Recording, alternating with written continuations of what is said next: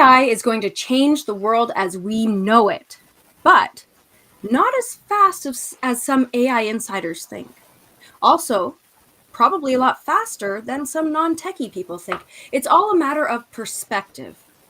And that's why we have Matt Rouse here today, and he's going to tell us a little bit about himself, why this topic matters to him, and why it should matter to you. Welcome to the show, Matt. Hi, thanks for having me on the show. I'm excited. My name is Matt Rouse. I'm the co-founder of Hook Digital Marketing. We're an international marketing company based out of Arizona. I personally live in Nova Scotia in Canada, where I moved a couple years ago during COVID, which I would not recommend moving internationally during COVID time. I'm also the author of several small business focused books, and my latest one is Will AI Take My Job, which is how we got connected. And our company, my business partner and I, who merged our companies about 7 or 8 years ago now, we both came from an IT background working for finance and marketing companies. So what happened was we got this kind of cross section of technology and marketing at the same time. And that's allowed us to kind of have a glimpse into the AI world a little more deeply than kind of your average person, because we have the technical background. We're both programmers and developers, as well as business owners and marketing people. That makes a huge difference. Having that, we were actually just very briefly speaking about how, for me, I'm interested in AI. I've dabbled in AI. I have a good understanding of how to just use it for specific tasks. Mm-hmm. But that depth of knowledge that you bring to this type of conversation can make a really big impact into how entrepreneurs can use this tool to stay ahead of the curve, but at the same time, not be fearful of what might be coming next. That's right. And there's a lot coming next, which is, I think the problem that a lot of people have is twofold, right? One of it is everything you hear in the news and stuff is hyped up and unrealistic for the most part.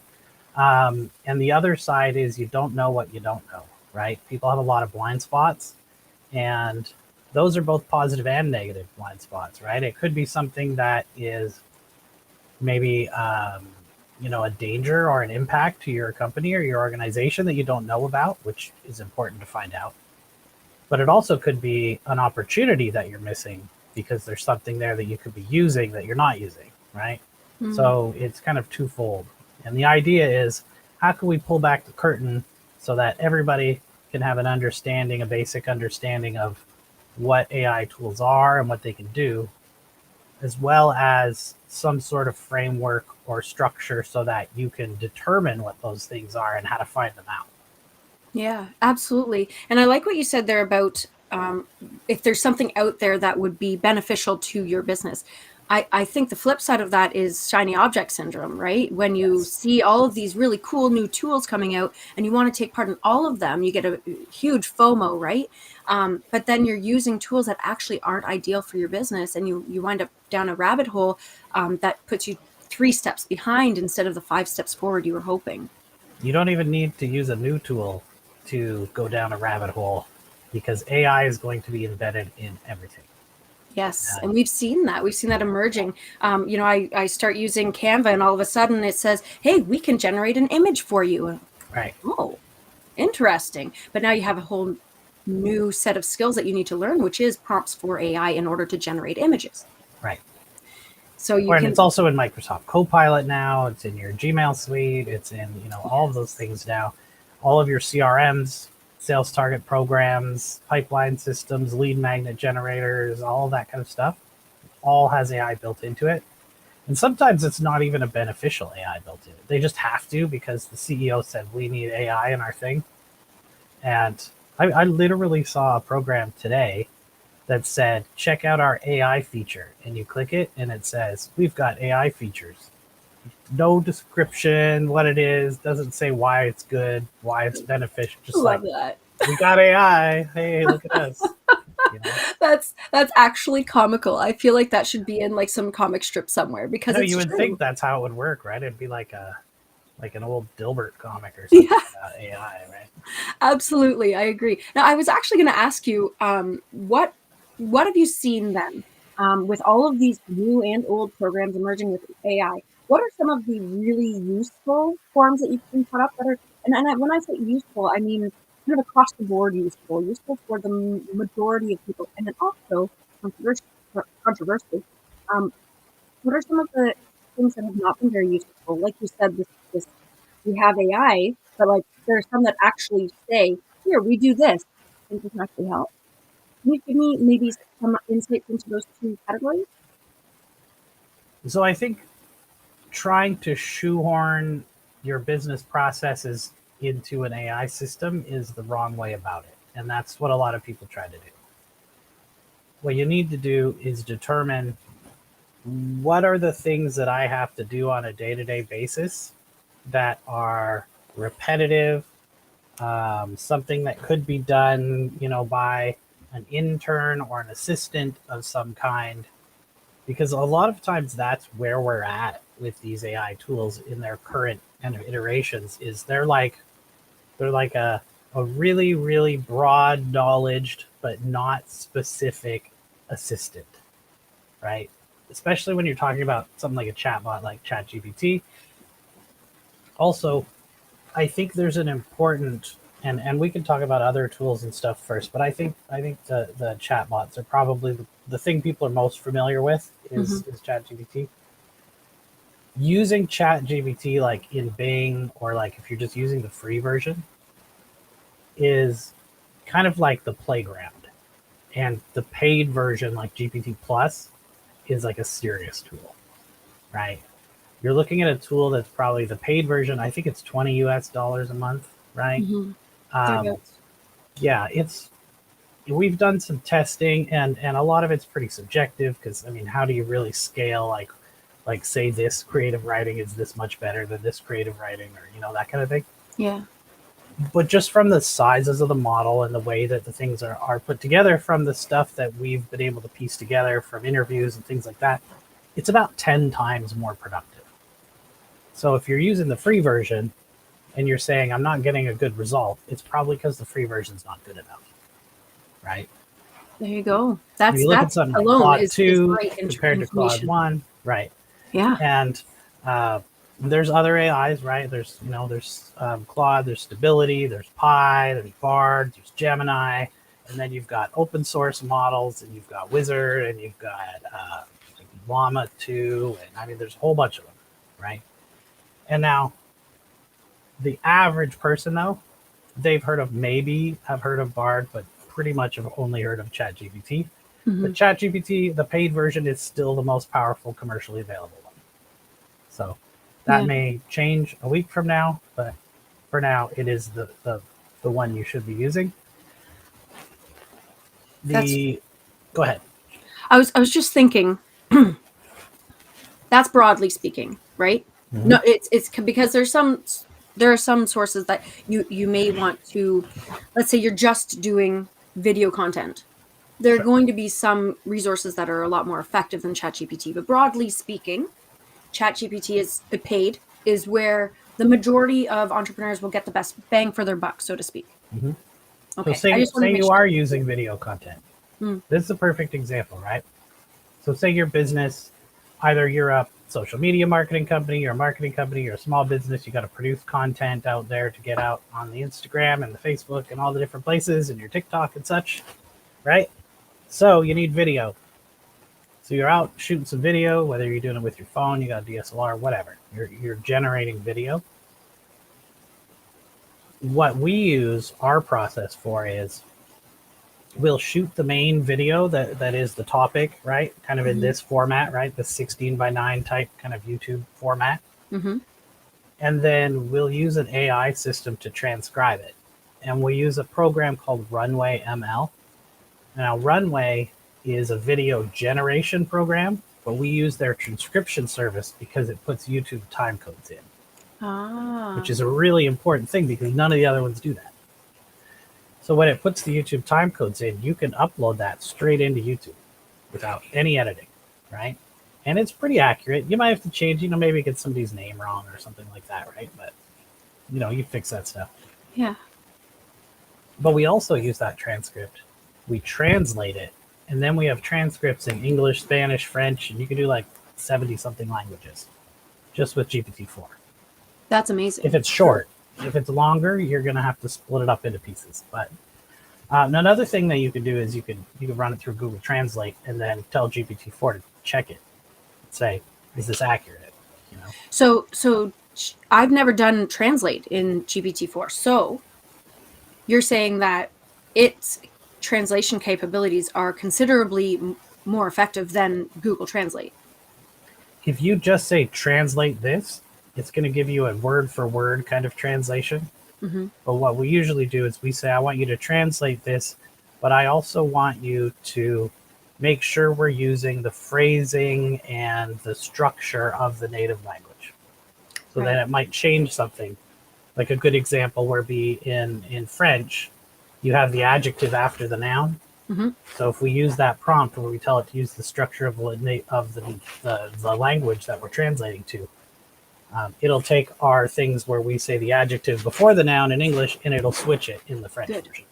That's actually really good, because I mean, as you're living here in Canada, and I'm a native Canadian, and that's something that even native Canadians and bilingual Canadians sometimes struggle with when they're mentally translating is Right. word for word versus dialect driven translation, right? Like, so that's Absolutely. actually really good tip for anybody who's working in a multilingual situation and wants to use AI to help them with that.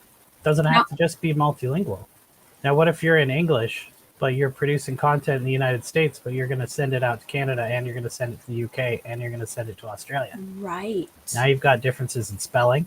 Uh-huh. You've got differences in maybe some of the colloquialisms that people use and stuff like that. So you can ask it to translate those for you. So you can translate English to English, except in a different kind of dialect of English. That actually makes perfect sense. I was just recently doing a Google Doc share with a Canadian friend of mine after doing a project for an American friend of mine. And I had written honor. I think it was honor. Right. Pretty sure it was honor. And I wrote it in the American way.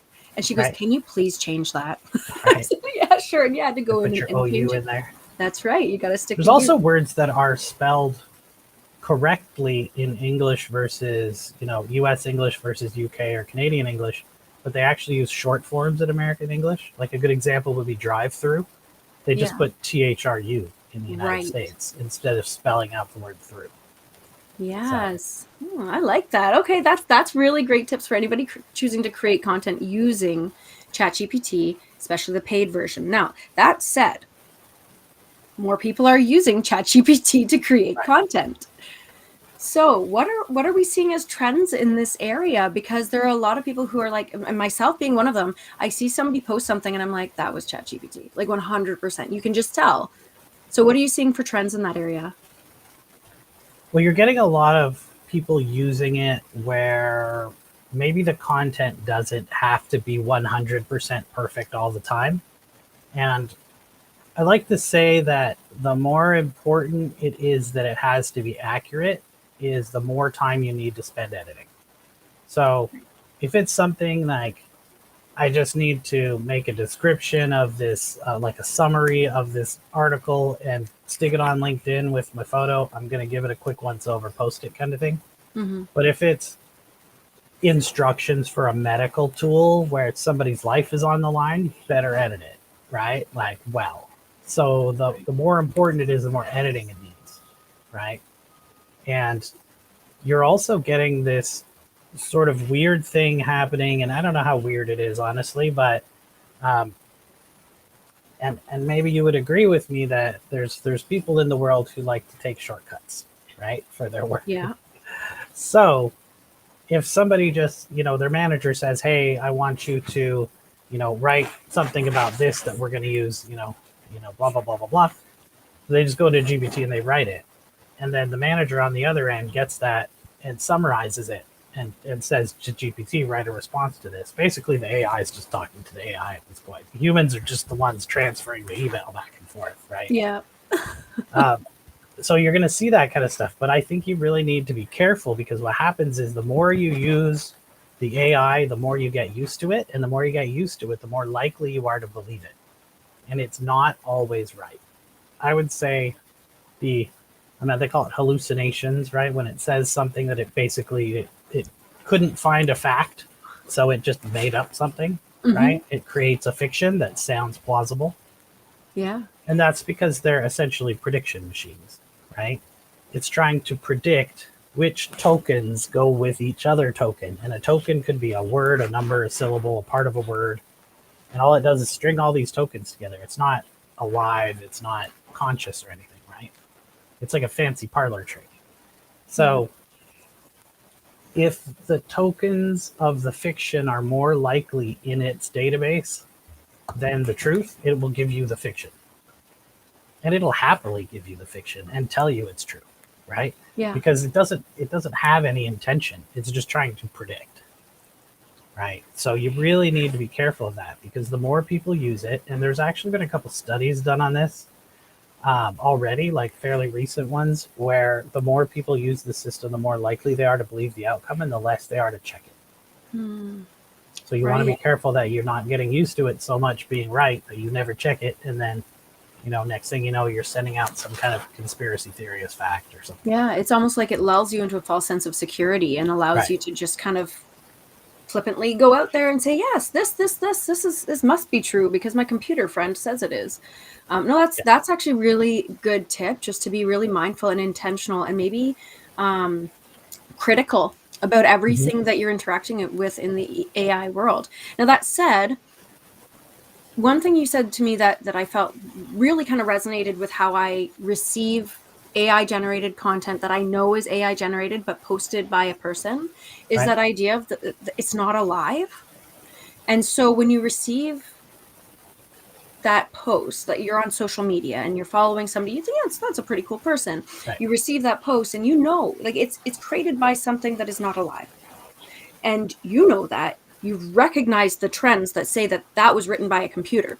What does that do with your relationship at a marketing level? Another business owner posts this. How can you form a relationship with that person? And how do we navigate around that to make sure that culturally we're not mistaking these very real and meaningful professional relationships for truth? Like it's complicated. There's no relationship built when it's obvious that it's a machine written piece, right? It would be the same as, how do I trust a bot written post on Twitter X 5 years ago, right? Right.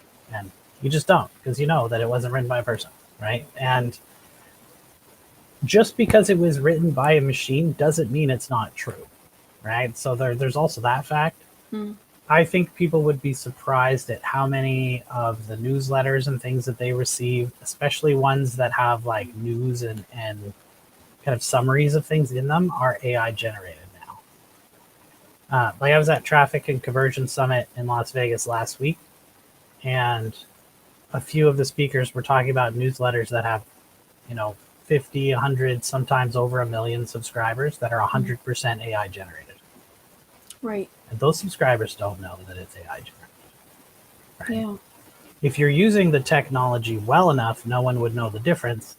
But on the other side of the coin, are you really connecting with people if you're using 100% AI generated content? And I mean, it depends how important that is to your audience, I guess.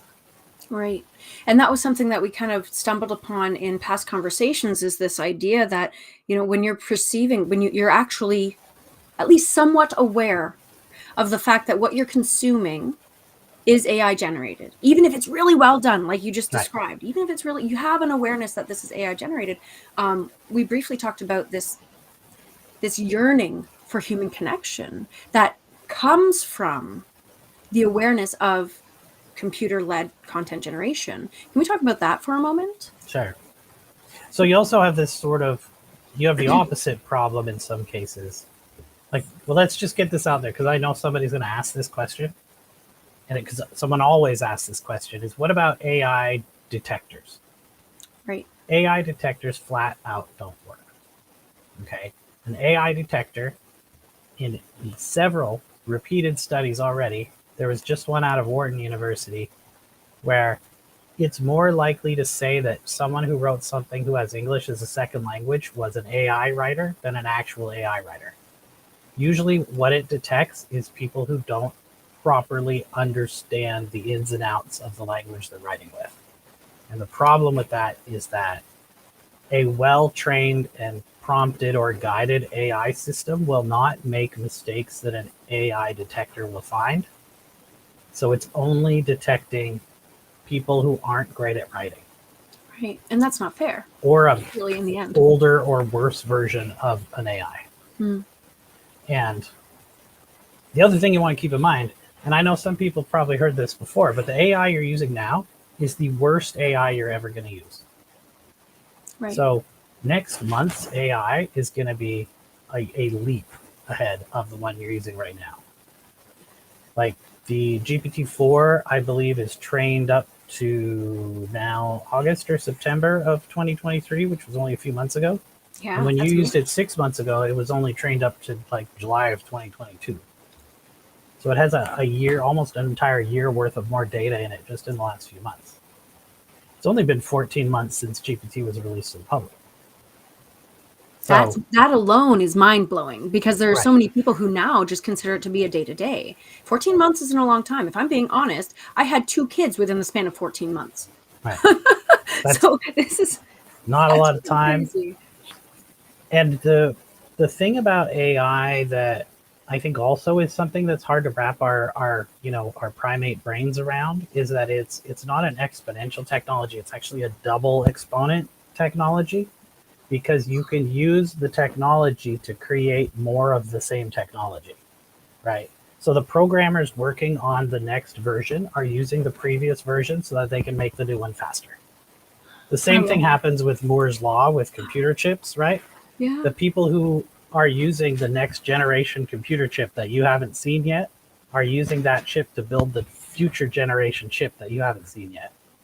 It's like when you buy the brand new Intel chip off the shelf, the people are not building the next one. They're using the next one to build the second next one that you won't see for 2 years from now, right? This So is like techception. it is. So there's this, and then you're going to get to a point where the AI can improve the AI by itself. And once that happens, I don't even think that we have a commonly used mathematical term that people would understand for how fast it would grow, right? But again, we don't know if there's kind of a wall that's going to get hit or some kind of Right. limitation. There may be a limit in what it could do that we don't know about. I mean, these things are all unknowns right now. And that can be both scary and empowering at the same time, as a functional human being, because now you're saying, okay, well, there could be a limit, which means that I therefore must have a limit, right? But then Right. if there's no limit, that's just like staring at the sky and understanding how far the universe reaches, Right. multiverses, right? And so it can be scary and inspiring in both ways. That's interesting concept. Yeah. And I mean, the weirdest thing is like, it's hard to explain exponential technologies because our brains are not used to that, right? If we see like someone running across the horizon and they're speeding up as fast as they can, they will slowly get faster and faster and faster. But if it was exponential, by the time they got halfway, they would disappear because they would be gone for the rest of it because they traveled so far so quickly.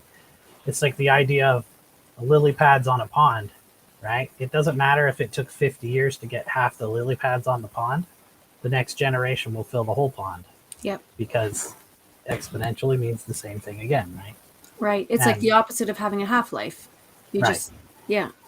No, that makes sense. That makes perfect sense. Now, that said, I had all these ideas about, like, how can we use AI in our day to day? What does this impact? How does it impact entrepreneurs and just the general populace? But we are running out of time. So, what I want to ask you is, on those notions, on these more grand scale ideas about AI integration within our day to day, do you have any final thoughts that you would like to share with the audience that might spur some more conversation and keep this very real, very important conversation going outside of here?